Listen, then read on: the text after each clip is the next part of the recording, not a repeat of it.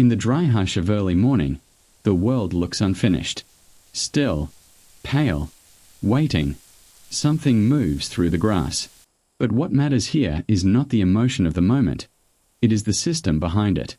A leopard is one of the most efficient short-burst predators in the natural world, and its effectiveness is not based on stealth alone, but on mechanical design. From a distance, it appears calm, but that calm is not emotional, it is structural. The leopard operates on a short-burst energy system, not a sustained endurance system. This means it does not rely on long pursuit.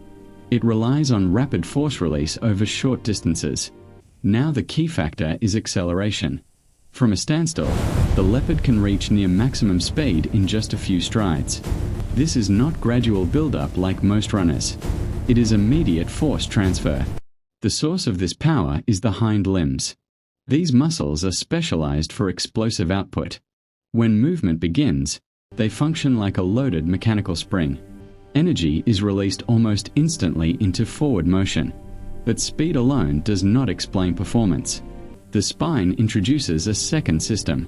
Unlike rigid-bodied animals, the leopard has a highly flexible spinal structure.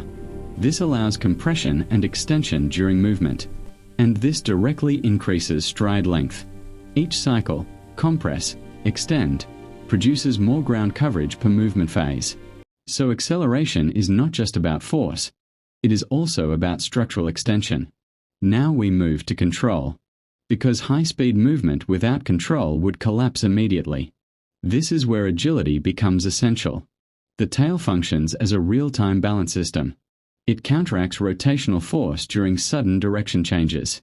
Without it, high-speed turns would destabilize the entire body.